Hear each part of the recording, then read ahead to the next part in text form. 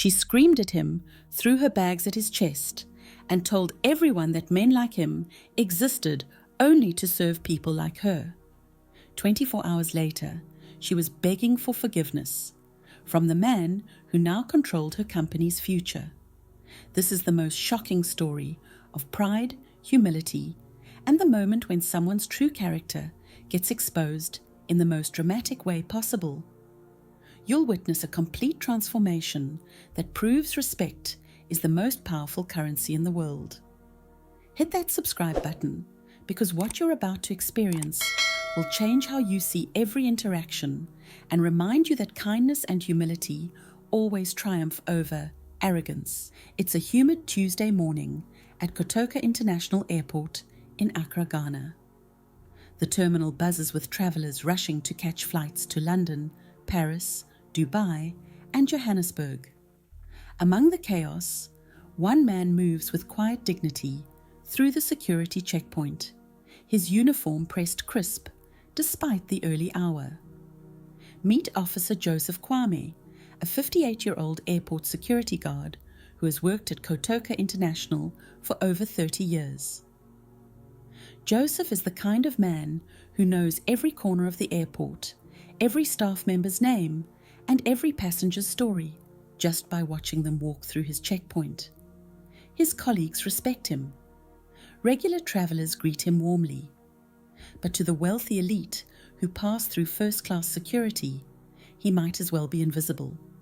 Joseph lost his wife 3 years ago and lives alone in a modest apartment near the airport. His only son, Emmanuel, works as a pilot for various airlines across Africa, but they speak maybe once a month. Joseph's life is simple, predictable, and peaceful. He wakes up at 4 a.m., arrives at work by 5:30, conducts security screenings with meticulous care, and goes home to read his Bible and tend his small garden. But this Tuesday morning was about to shatter that peaceful routine forever. At exactly 7:47 a.m., the VIP security lane suddenly filled with commotion. A convoy of black SUVs had arrived, and out stepped Victoria Asante, a 35-year-old oil executive who controlled significant petroleum interests across 3 West African nations. Victoria was beautiful, wealthy, and absolutely convinced that her money made her superior to everyone around her. She strutted into the VIP lounge wearing a white Hermès suit that cost more than Joseph's annual salary, her heels clicking aggressively on the marble floor. Behind her walked 2 assistants, struggling with 7 pieces of Louis Vuitton luggage, a personal security detail, and an entourage that treated her like royalty.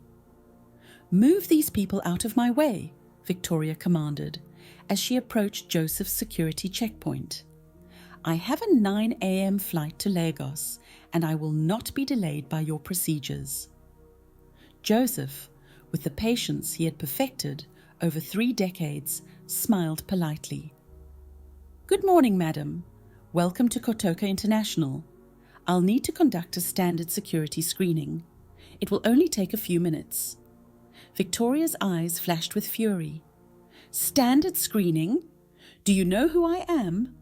I am Victoria Asante of Asante Petroleum. I employ more people than this entire airport. You will not touch my belongings." "I understand, madam," Joseph replied calmly, "but security regulations apply to all passengers, regardless of status. I assure you the process will be respectful and efficient." What happened next would be talked about in the airport for years to come. Victoria picked up her heavy Hermès handbag and hurled it directly at Joseph's chest, the metal clasps cutting into his uniform. "How dare you speak to me about regulations? A man like you should be grateful I even acknowledge your existence." The entire VIP lounge fell silent. Passengers stopped what they were doing. Other security officers turned to watch. Victoria's own assistants looked mortified by her behavior. But Joseph simply bent down, picked up the handbag, and handed it back to her with the same gentle smile. "I'm sorry you're upset, madam. Let me help you through security so you don't miss your flight." Victoria was even more enraged by his calm response. "Don't you dare apologize to me. You have nothing I need.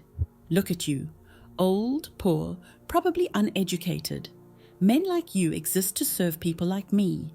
The sooner you understand your place, the better." She then did something that shocked everyone present. She took her bottle of expensive French perfume and sprayed it directly in Joseph's face.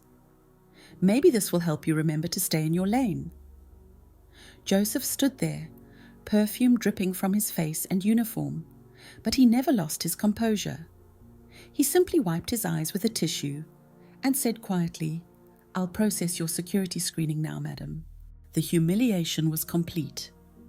Victoria smirked with satisfaction as she finally submitted to the security process, making snide comments about Joseph's appearance and economic status the entire time. Other passengers watched in disgust, but no one said anything. This was clearly a woman with serious power and influence. After Victoria's entourage disappeared toward their gate, Joseph's supervisor, Captain Mensah, approached him with concern. "Joseph, are you all right? That woman was completely out of line. We should file a complaint." Joseph shook his head. "It's fine, Captain. She's probably having a difficult day. We all have our struggles." But Captain Mensah wasn't willing to let it go. "That's not acceptable behavior toward any of our staff. We have security footage of everything. At minimum, she should be banned from using VIP services." "Let it go," Joseph said firmly. "Some people haven't learned that respect is not something you can buy. Perhaps one day she will understand." What neither Captain Mensah nor Joseph knew was that Victoria's humiliation of the quiet security guard had been witnessed by someone whose opinion would matter more than they could possibly imagine. Dr. Kwaku Asiedu, the 78-year-old founder and majority shareholder of Royal African Airways, had been sitting in the VIP lounge waiting for his own flight when he witnessed the entire confrontation. Dr. Asiedu was traveling incognito, without his usual entourage, dressed simply in traditional Ghanaian kente cloth. Most people didn't recognize him without his business suits and corporate security detail. Dr. Asiedu had built Royal African Airways from a single cargo plane 40 years ago into one of the continent's most successful airlines. He was known throughout the aviation industry for his integrity, his treatment of employees, and his belief that character mattered more than wealth. He had seen Victoria's behavior toward Joseph, and he was disgusted. But Dr. Asiedu had also noticed something else during the confrontation: Joseph's name tag, his bearing, his remarkable composure under pressure, and most importantly, his face. There was something familiar about this security guard that Dr. Asiedu couldn't quite place. After Victoria's flight departed, Dr. Asiedu approached Joseph's checkpoint. "Excuse me, Officer Kwame," Dr. Asiedu said politely. "I witnessed what happened earlier. I wanted to apologize on behalf of all passengers for that woman's behavior." Joseph looked surprised that anyone would bother to acknowledge what had happened. "Thank you, sir, but it's not necessary. It's part of the job." "No," Dr. Asiedu said firmly. "Treating people with dignity should be part of everyone's job. You handled that situation with remarkable grace."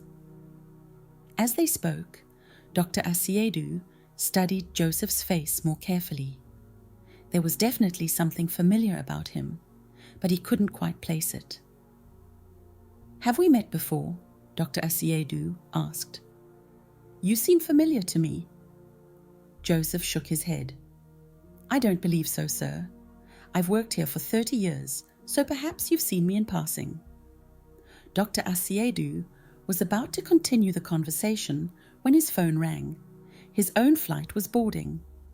But as he walked away, he couldn't shake the feeling that there was more to Officer Joseph Kwame than met the eye. Meanwhile, Victoria was settling into her first-class seat on Royal African Airways Flight 347 to Lagos, still fuming about her encounter with the security guard. She immediately called her assistant. Find out everything about that security guard who dared to speak to me, she demanded. I want his name, his background, his family situation, everything. Someone like that needs to understand there are consequences for not showing proper respect. Her assistant, Grace, was uncomfortable with the request. Ma'am, he was just doing his job. Perhaps we should let it go. Let it go? Victoria's voice rose dangerously. That man embarrassed me in front of other passengers. No one disrespects Victoria Asante without paying a price. Find out everything about him and find out who his supervisors are. I'm going to make sure he loses his job. What Victoria didn't know was that her threats against Joseph were about to set in motion a series of events that would destroy her own career and reveal secrets that would change everything she thought she knew about power and influence. 3 days later, back at Kotoka International Airport, Joseph was going about his normal routine when Captain Mensah approached him with an unusual expression. Joseph, there's someone in my office who wants to speak with you. He says it's important. Joseph followed Captain Mensah to the security office, wondering if Victoria had followed through on her threats to get him fired. But when he entered the office, he was surprised to see Dr. Asiedu waiting for him.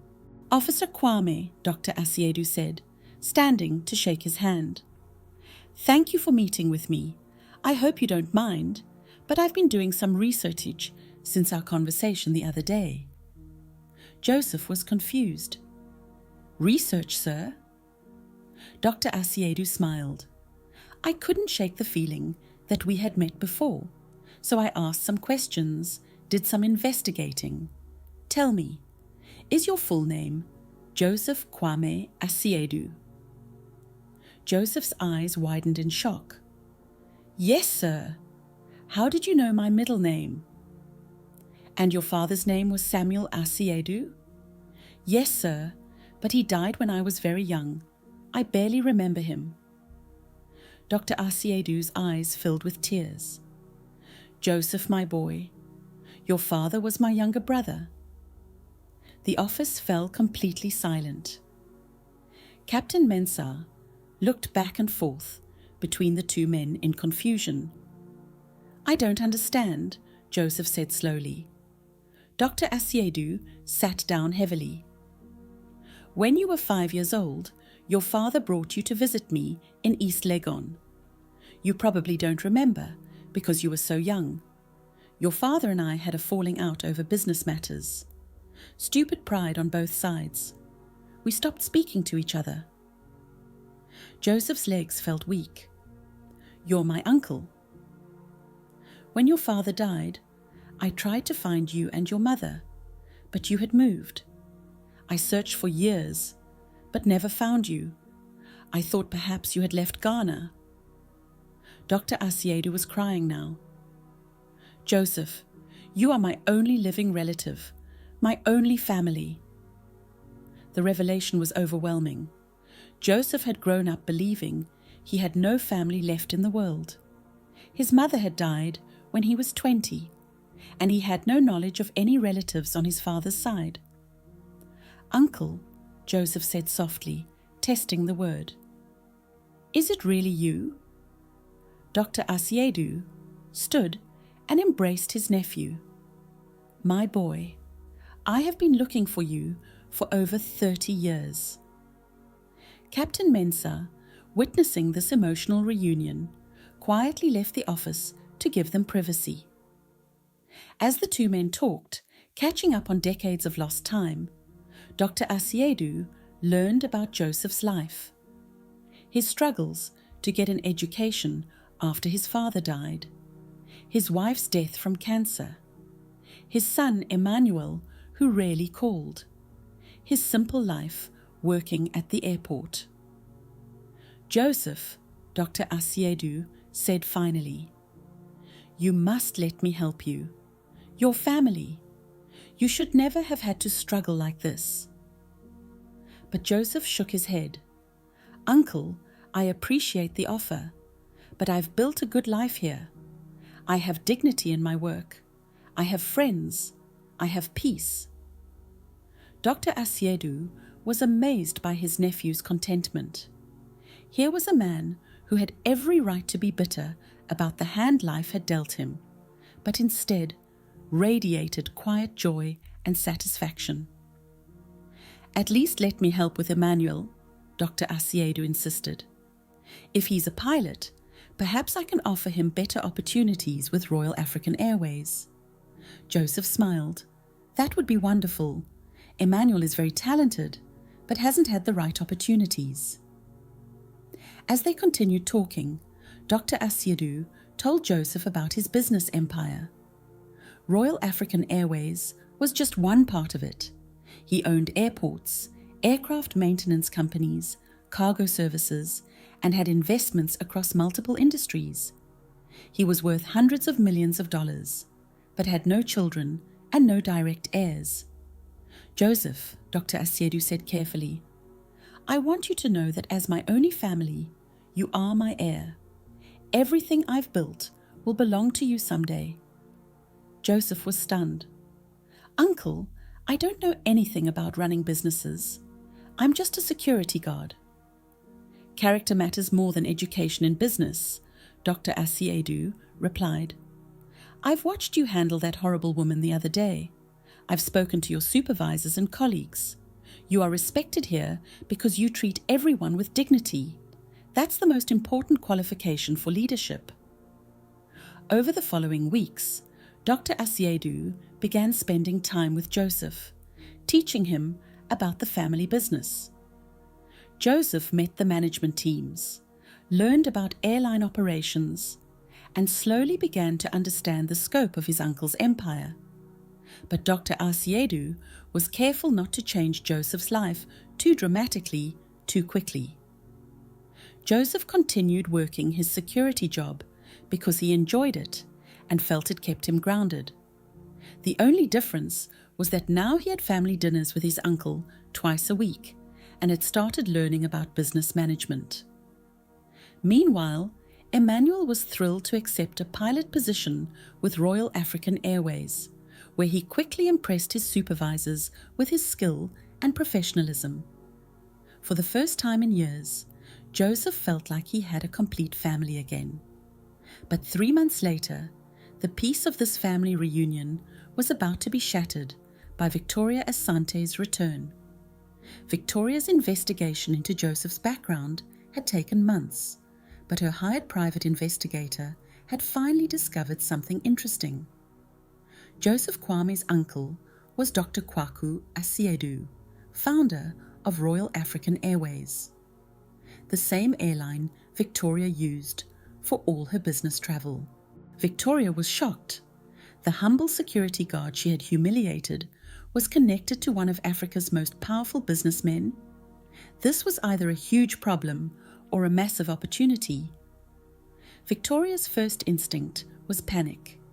If Dr. Asiedu knew how she had treated his nephew, it could destroy her business relationships. Asante Petroleum had millions of dollars in contracts with Royal African Airways for cargo transport and executive travel. But then Victoria's calculating mind began working. Perhaps she could turn the situation to her advantage. If she could somehow ingratiate herself with Joseph, she might gain access to the Asiedu family fortune and influence. So Victoria developed a plan. She would return to Kotoka International, apologize to Joseph for her previous behavior, and try to win his favor. Once she had gained his trust, she could leverage that relationship for business advantages and possibly even romantic possibilities. After all, if Joseph was heir to a business empire, he would become one of the wealthiest men in Ghana. Victoria had no idea that her plan was built on a fundamental misunderstanding of Joseph's character. On a busy Friday morning, Victoria returned to Kotoka International. But this time, she arrived without her usual entourage, dressed more modestly and carrying only a single small bag. She approached Joseph's security checkpoint with what she hoped was a humble expression. "Officer Kwame," she said softly, "I hope you remember me." Joseph looked up from his paperwork and immediately recognized her. "Good morning, Miss Asante. Of course I remember you." Victoria was surprised by his neutral tone. No anger, no resentment, just professional courtesy. "I wanted to apologize," Victoria continued. "My behavior 3 months ago was inexcusable. I was having a difficult time in my business, and I took my frustration out on you. That was wrong." Joseph studied her face for a moment. "I appreciate your apology, Miss Asante. We all have difficult days."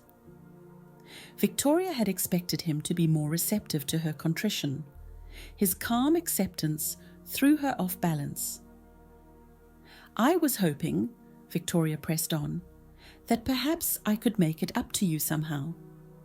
Maybe I could take you to dinner, or help you with something you need." Now Joseph's eyebrows raised slightly. This was unexpected. "That's very kind of you," Joseph said carefully, "but not necessary. Your apology is enough." Victoria tried a different approach. "Actually, I've been thinking about what you said about respect not being something you can buy. I realize I have a lot to learn about treating people properly. Perhaps you could teach me." Joseph was beginning to sense that something wasn't quite right about this conversation. Victoria's transformation seemed too dramatic and too convenient. "Miss Asante," Joseph said gently, "respect is something we learn by practicing it, not by being taught about it. The best way to learn is to treat every person you meet as valuable, regardless of their position or wealth." Victoria nodded enthusiastically. "Exactly. That's why I was hoping we could spend some time together. I could learn from your example." At that moment, Dr. Asiedu happened to be walking through the terminal on his way to a board meeting. He spotted Joseph at his checkpoint and decided to say hello to his nephew. "Good morning, Joseph," Dr. Asiedu called out as he approached. Victoria turned around and gasped when she saw Dr. Asiedu, the founder of Royal African Airways, was here, calling the security guard by his first name. "Good morning, Uncle," Joseph replied warmly. Victoria's mouth fell open. "Uncle?"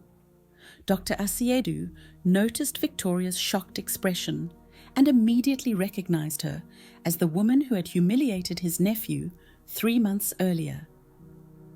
"Joseph," Dr. Asiedu said coldly, his voice carrying the authority of a man accustomed to command. "Is this woman bothering you?"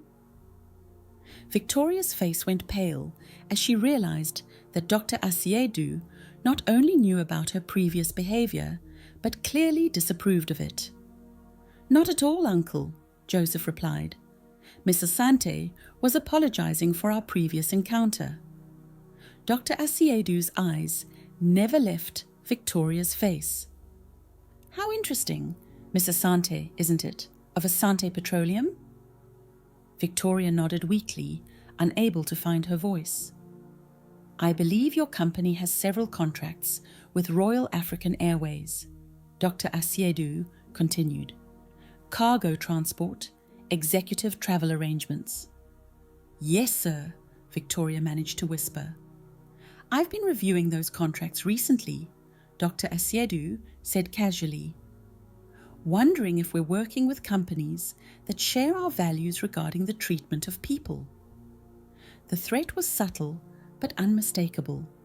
Victoria's business relationships with Royal African Airways were worth millions of dollars annually. Losing those contracts would be devastating to Asante Petroleum. "I should let you finish your conversation," Dr. Asiedu said to Joseph. "See you for dinner Sunday." "Looking forward to it," Joseph replied. After Dr. Asiedu left, Victoria stood in stunned silence. Her plan to manipulate Joseph had just exploded in her face. Not only was he clearly not interested in her advances, but she had also just learned that her previous behavior could cost her company millions of dollars. "Miss Asante," Joseph said gently, noticing her distress, "are you feeling all right?" Victoria looked at this humble security guard who could probably destroy her business with a single conversation with his uncle, and she realized something profound. Joseph had every right to seek revenge for her humiliation of him.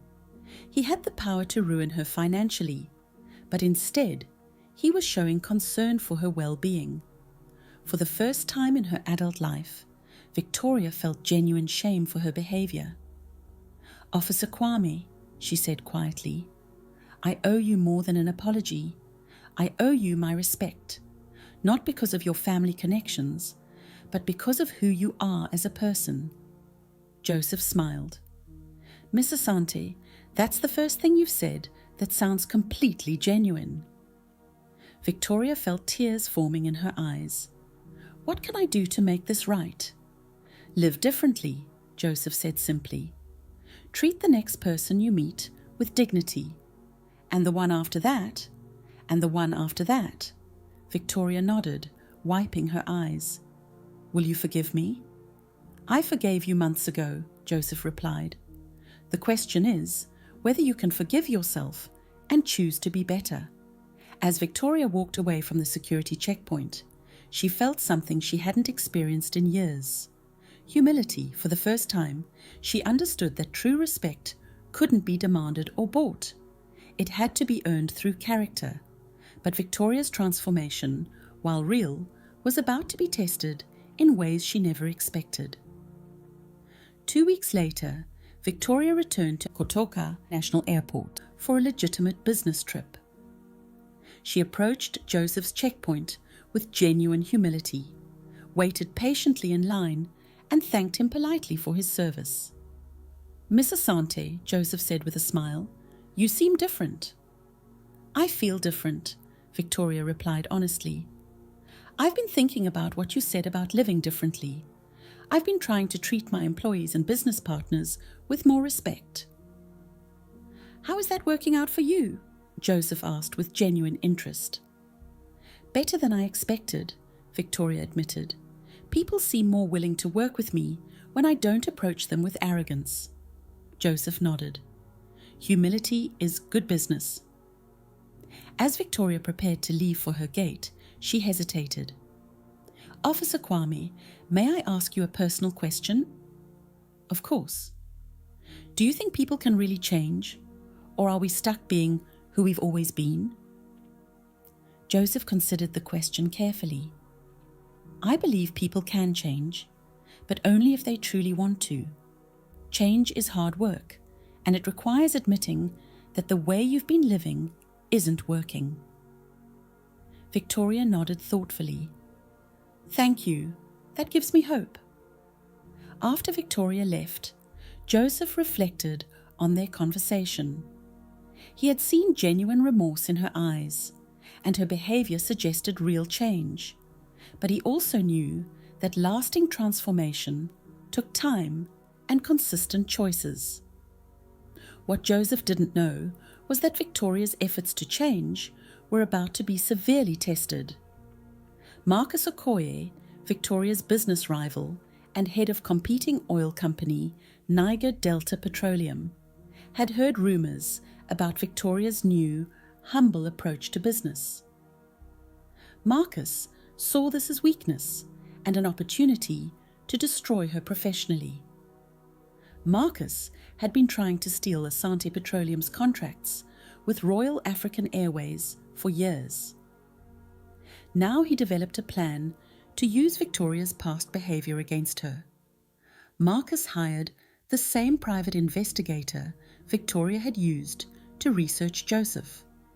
But instead of gathering information, Marcus instructed the investigator to spread false stories about Victoria's recent interactions with the Asiedu family. The investigator, motivated by Marcus's generous payment, began spreading rumors throughout the business community that Victoria was trying to manipulate her way into the Asiedu family fortune by pretending to be romantically interested in Joseph. These rumors quickly reached Dr. Asiedu's business associates and even some of his board members. The story grew more distorted with each telling, until it suggested that Victoria was running an elaborate con game to gain access to Royal African Airways financial information. Dr. Asiedu was furious when these rumors reached him. He had witnessed Victoria's earlier behavior toward Joseph, and the idea that she might be trying to manipulate his nephew triggered his protective instincts.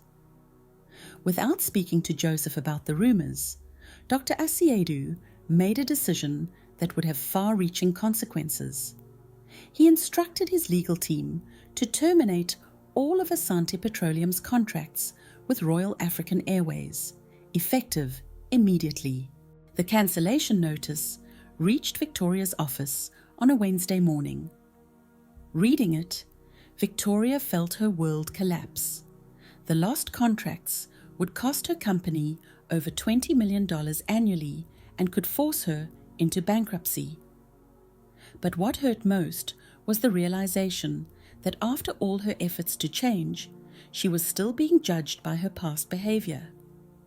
The rumors had clearly reached Dr. Asiedu, and he had believed them without giving her a chance to explain. Victoria's first instinct was anger, then despair, then something unexpected, a desire to fight for the truth. Instead of trying to save her business through legal challenges or media manipulation, Victoria decided to do something she had never done before. She would take responsibility for her past actions and try to set the record straight, even if it meant admitting her previous faults publicly. Victoria requested a meeting with Dr. Asiedu. His assistant initially refused, but Victoria's persistence eventually earned her 15 minutes on his calendar.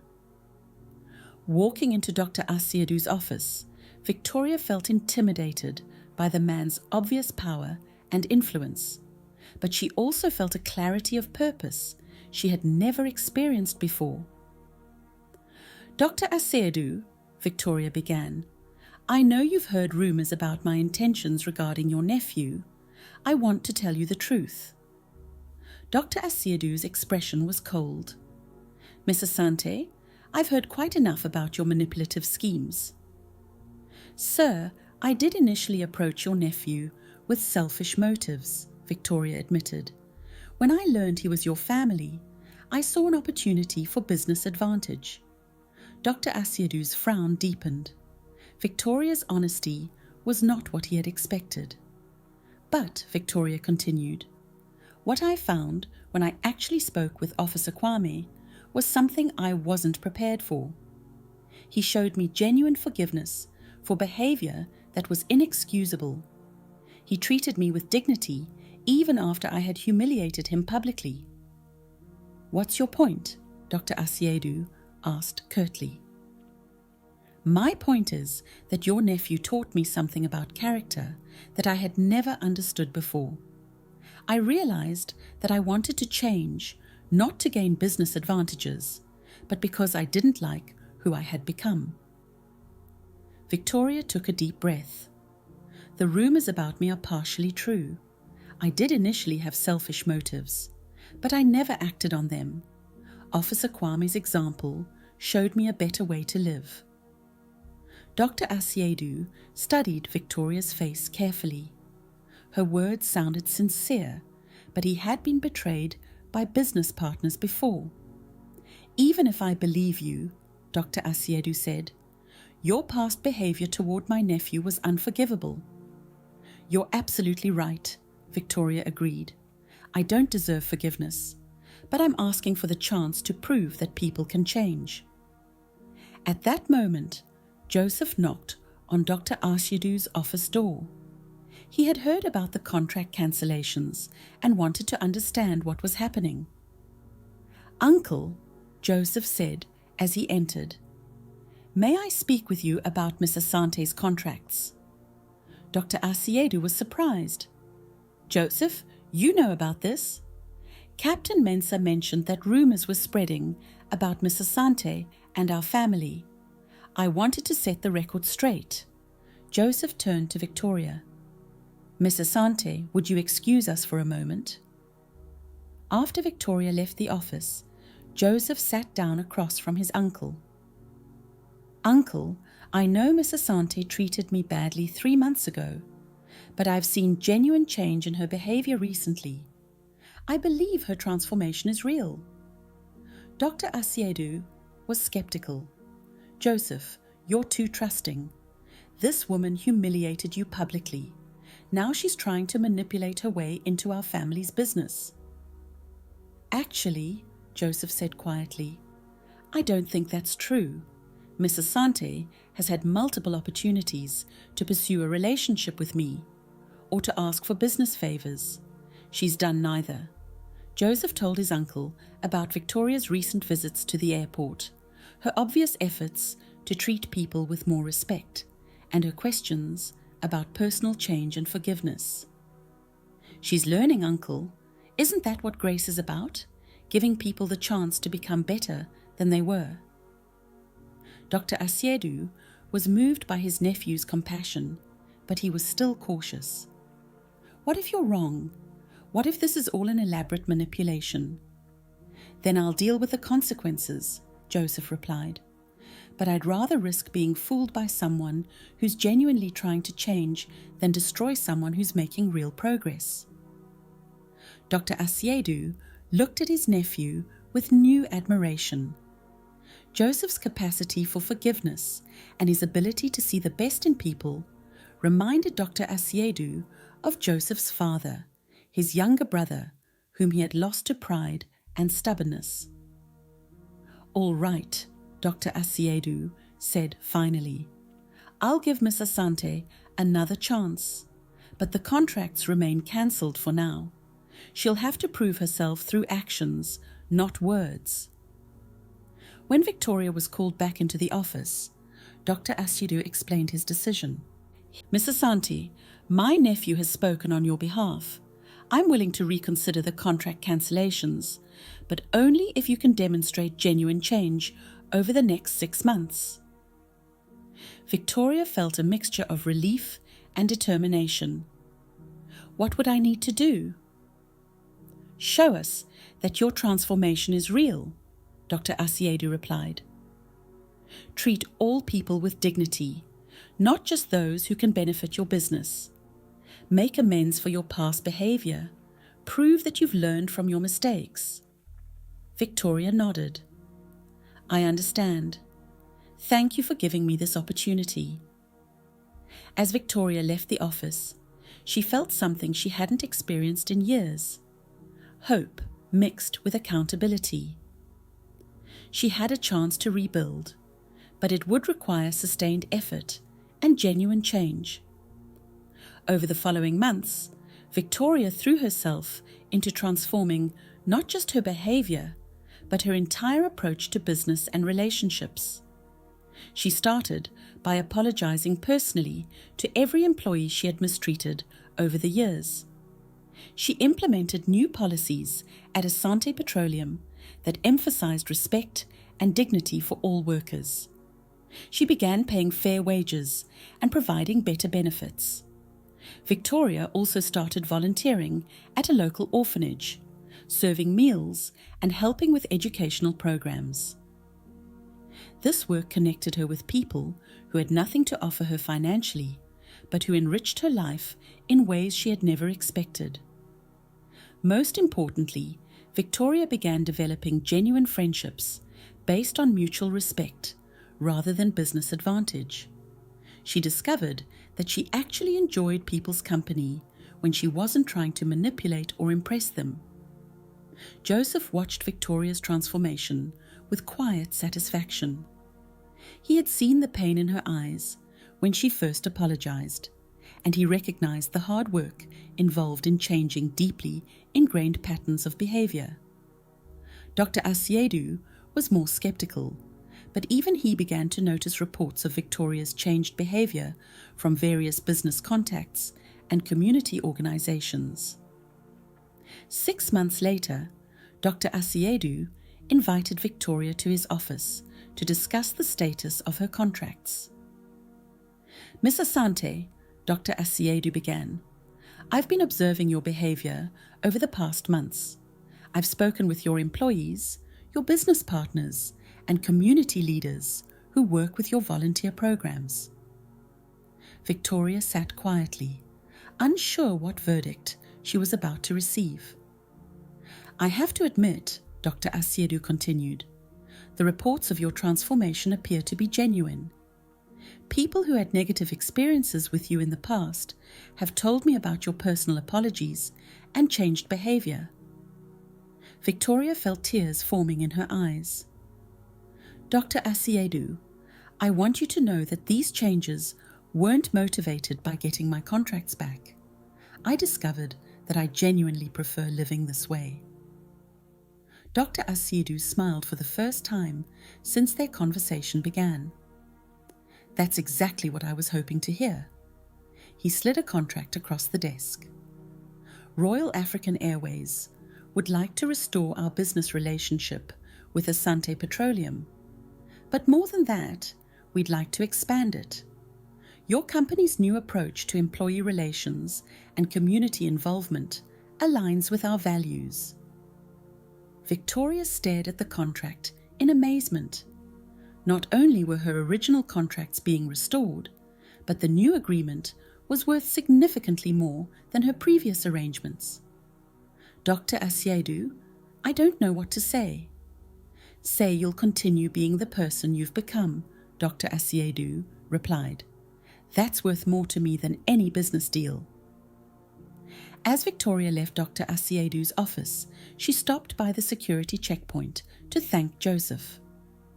"Officer Kwame," she said, "I wanted you to know that Dr. Asiedu has restored our contracts."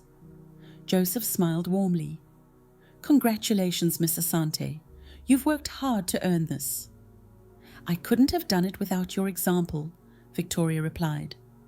"You showed me what dignity and forgiveness look like." "You showed yourself," Joseph corrected gently. "You made the choice to change. That courage came from within you." Victoria nodded thoughtfully. "I have one more question for you, if you don't mind." "Of course." "Do you think redemption is possible for everyone, or just for people who aren't too far gone?" Joseph considered the question carefully. "I believe redemption is possible for anyone who genuinely wants it and is willing to do the hard work of change. The key is that it has to be real, not just convenient." Victoria smiled. "Thank you for everything." As Victoria walked toward her gate, she reflected on the journey that had brought her to this point. 6 months ago, she had been a woman driven by pride, arrogance, and the belief that wealth made her superior to others. Today, she was someone who found joy in treating people with dignity and who had discovered that humility was actually a source of strength. But Victoria's story was about to take another unexpected turn.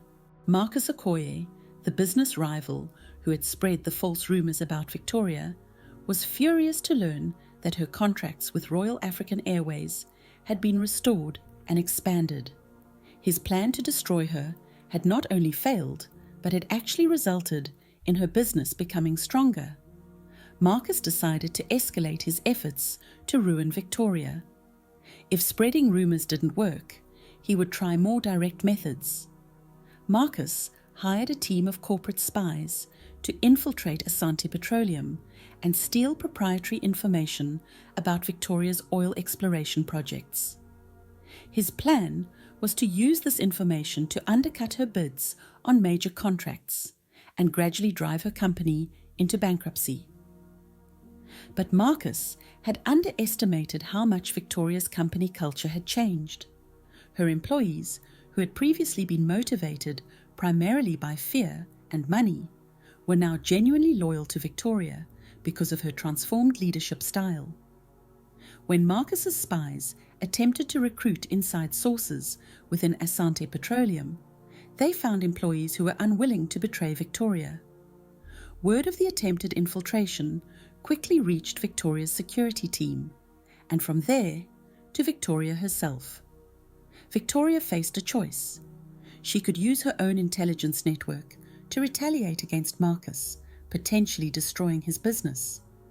Or she could handle the situation differently. Victoria chose a path that would have been unthinkable for her 6 months earlier. She decided to confront Marcus directly and try to resolve their conflict through honest conversation.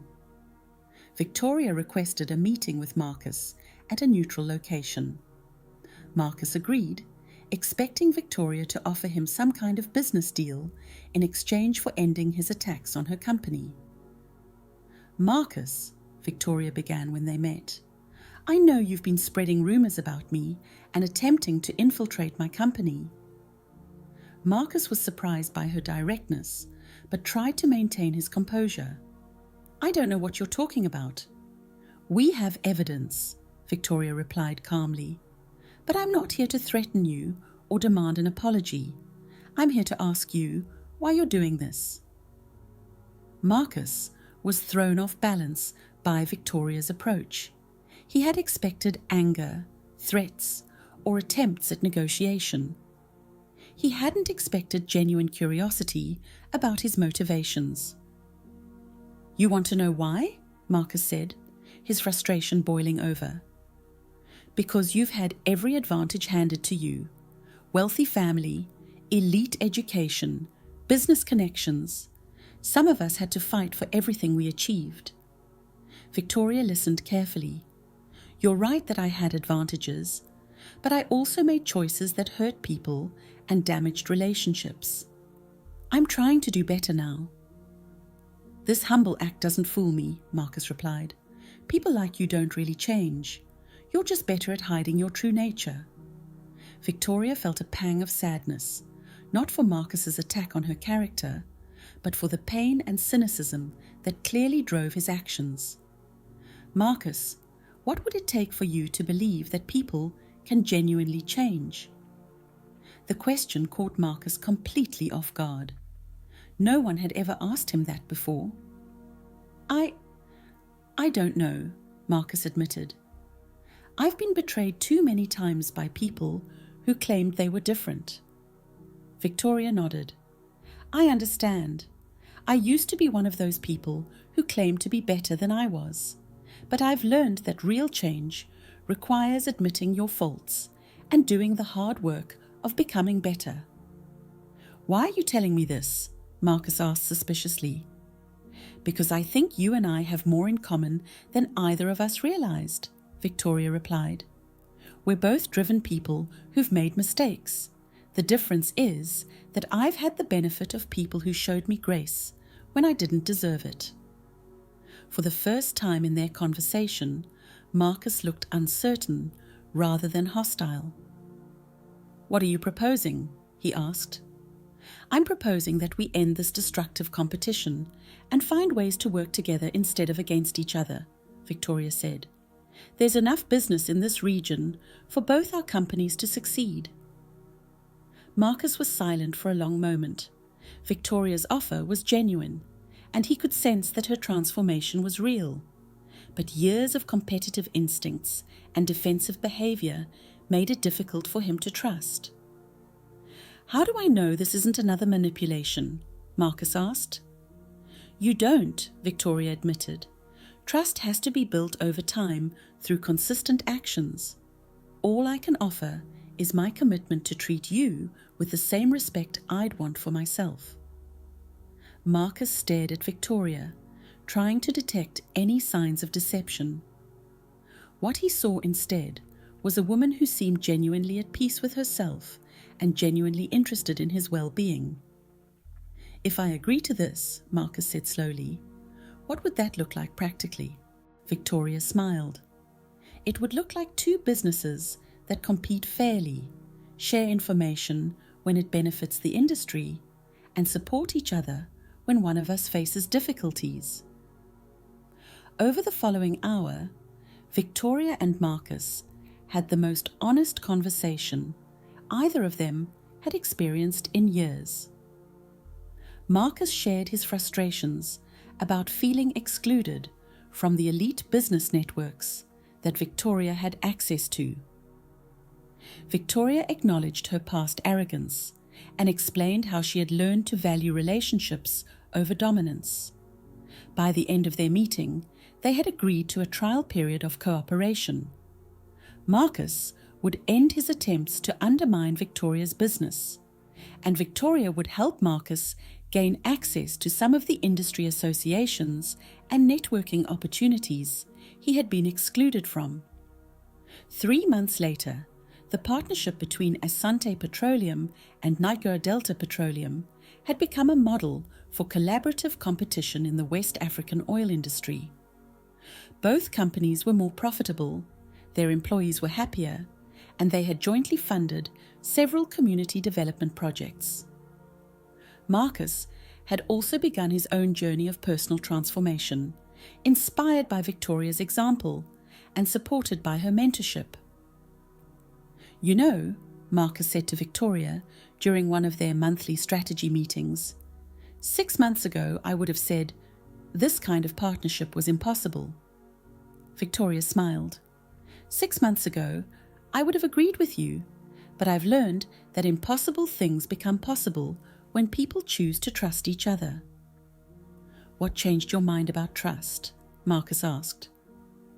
Victoria thought about Joseph's quiet dignity, Dr. Asiedu's willingness to give her a second chance, and her own journey from arrogance to humility. "I met some people who showed me what integrity looks like," Victoria replied.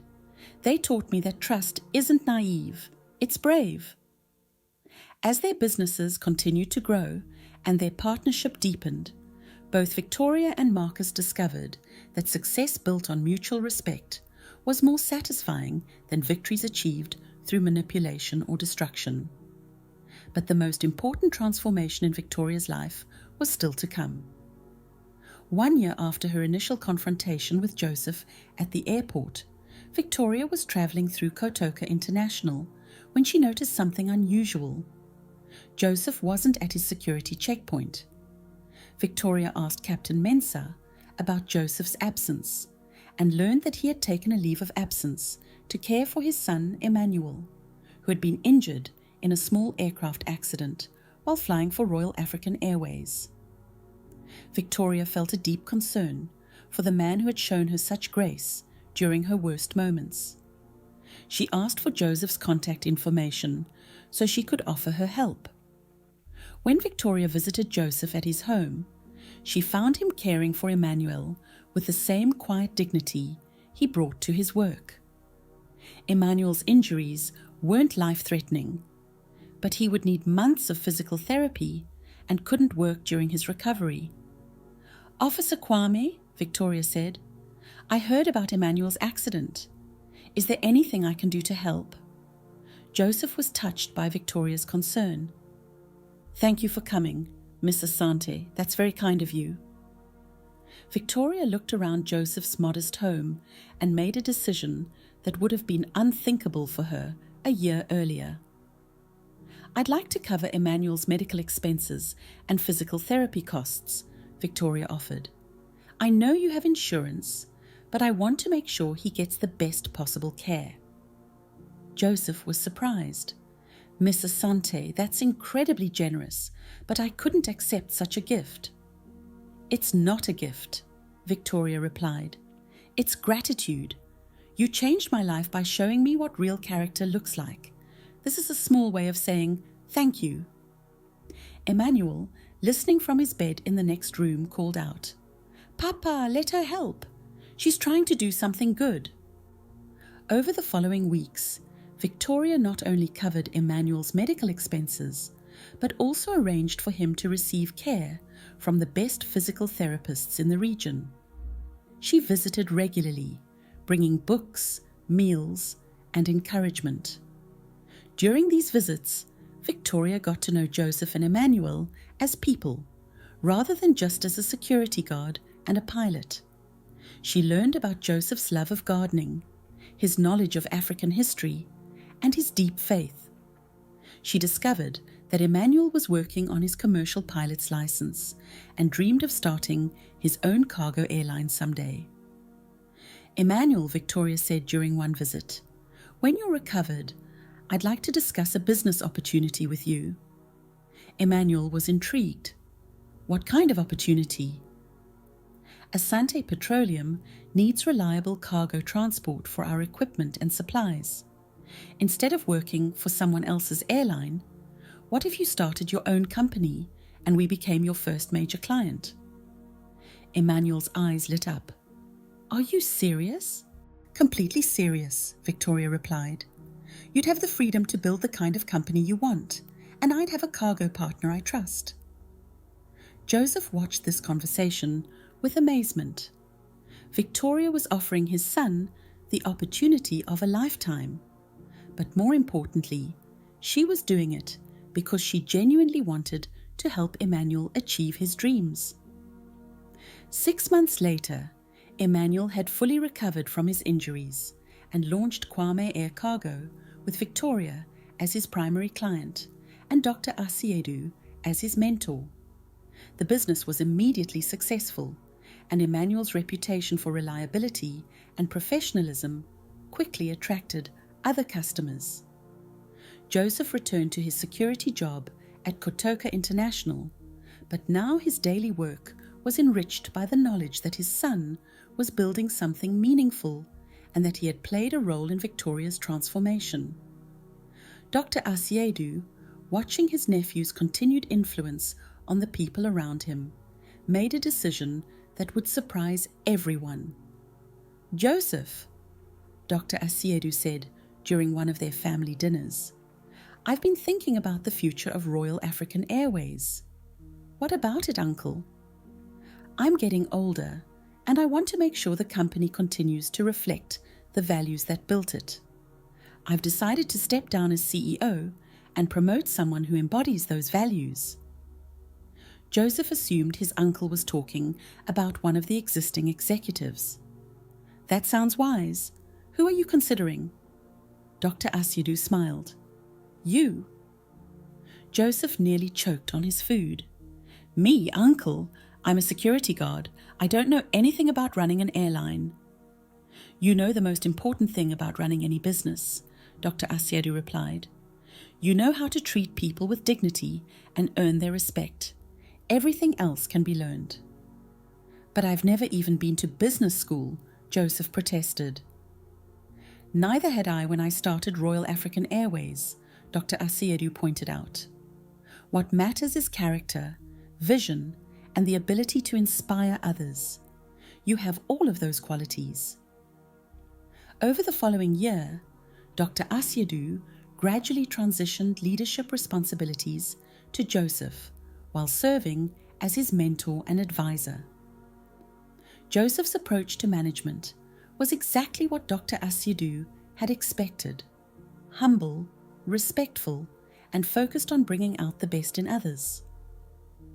Under Joseph's leadership, Royal African Airways became known throughout the industry for its employee satisfaction, customer service, and community involvement.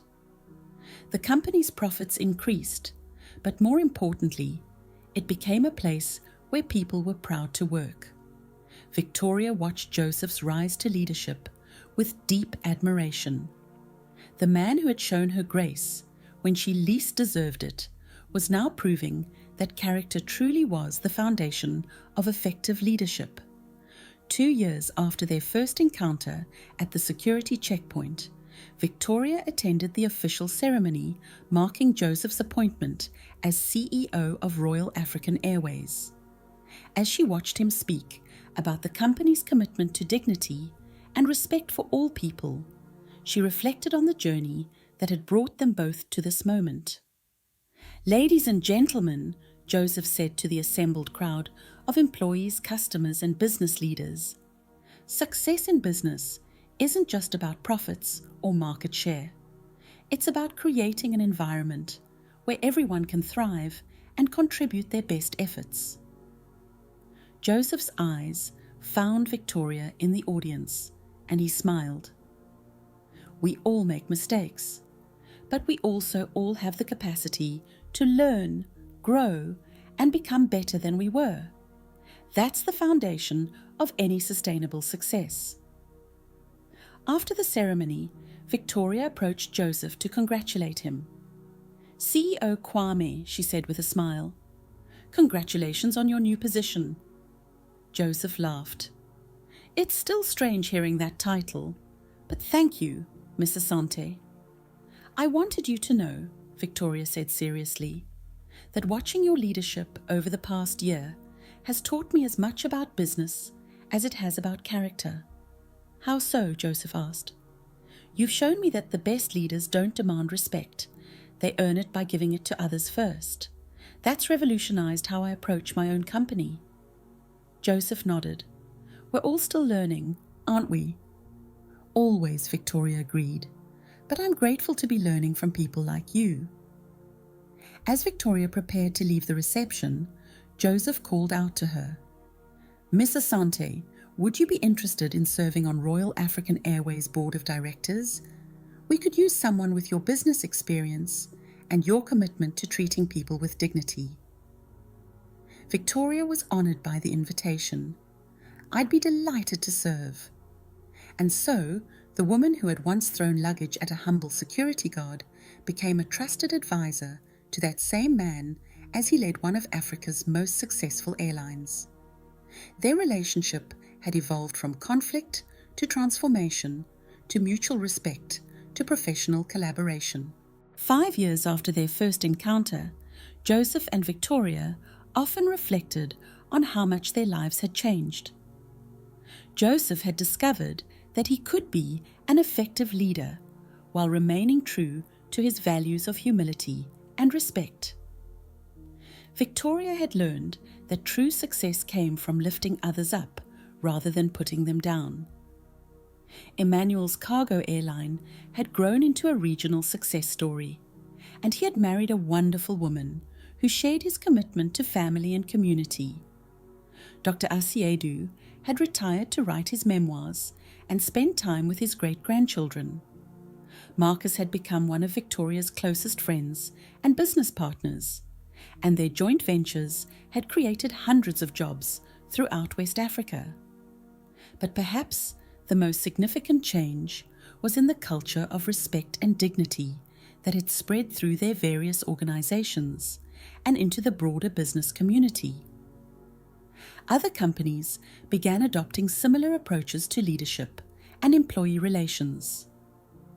One quiet evening, as Joseph was working late in his office at Royal African Airways headquarters, Victoria stopped by to discuss a new partnership proposal. "Do you ever wonder," Victoria asked, "what would have happened if you had responded to my behavior with anger instead of grace?" Joseph considered the question. "I probably would have felt justified in my anger, but we both would have missed out on everything good that came afterward." "So you think forgiveness is always the right choice?" Victoria asked. "I think forgiveness is always the right choice for the person doing the forgiving," Joseph replied.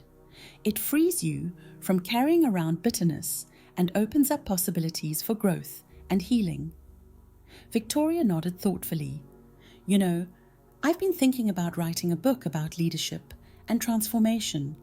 Would you be willing to share your story?" Joseph smiled. "Only if you share yours too.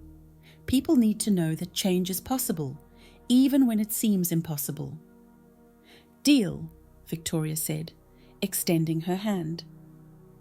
As they shook hands, both Joseph and Victoria felt grateful for the journey that had brought them from conflict to friendship, from pride to humility, from success built on dominance to success built on dignity. Their story had become a testament to the power of forgiveness, the possibility of transformation, and the truth that respect and dignity are not luxuries. They are necessities for building anything that lasts. And in the busy terminals of Kotoka International Airport, where travelers from around the world pass through security checkpoints staffed by officers trained in Joseph's approach to dignified service, the ripple effects of one man's gracious response to humiliation continued to spread, touching lives in ways that could never be fully measured. Because in the end, that's what this story proves, that how we treat each other matters more than our wealth, our status, or our achievements. That forgiveness is not weakness, but strength. That humility is not defeat, but victory, and that every interaction we have with another human being is an opportunity to either build them up or tear them down. Joseph chose to build. Victoria chose to change. And together, they proved that even the most unlikely relationships can become sources of transformation, hope, and lasting positive impact. If this story moved you, if it challenged you to think differently about forgiveness and dignity, if it reminded you that people can change when given the chance, then share it with someone who needs to hear it. Because stories like this matter. They remind us of who we can become when we choose grace over grudges, humility over pride, and respect over revenge. Hit that notification bell and subscribe, because the world needs more stories that show us the better angels of our nature. And remember, the next time someone treats you poorly, you have a choice. You can respond with anger and perpetuate the cycle of disrespect. Or you can respond like Joseph, with dignity, grace, and the quiet confidence that comes from knowing your worth isn't determined by how others treat you. That choice, in the end, determines not just your character, but your destiny.